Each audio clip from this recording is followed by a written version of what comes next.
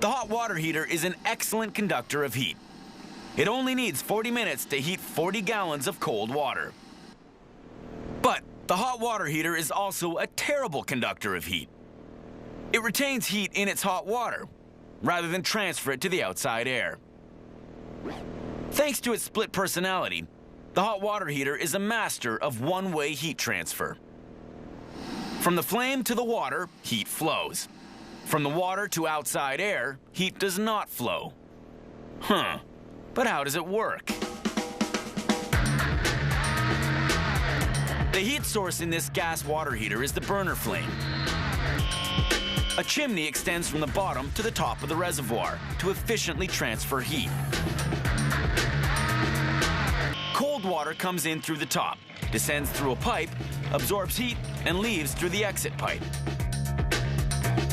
Now, how can the hot water heater be a conductor when it's time to heat the water, and an insulator when it's time to keep heat in? In order to understand its split personality, we have no choice. Time to open her up.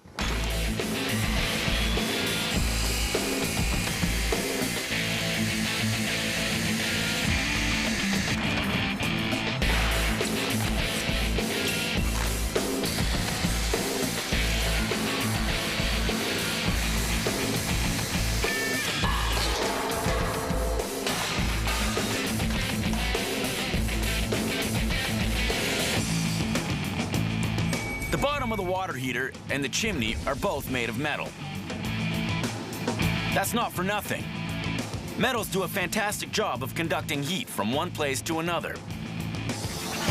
That's because, speaking on an atomic scale, they have free electrons, tiny particles that move from atom to atom, spreading heat.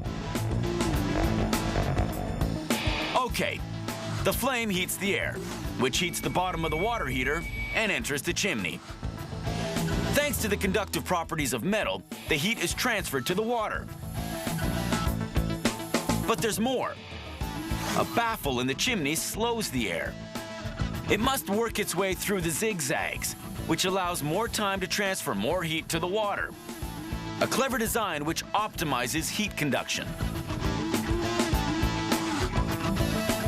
But if conduction is so great at transferring heat from the burner to water, then it can also conduct heat from the hot water to air outside the tank. To prevent that, the water heater is also a perfect insulator, thanks to this polyurethane foam. It's the exact opposite of metal.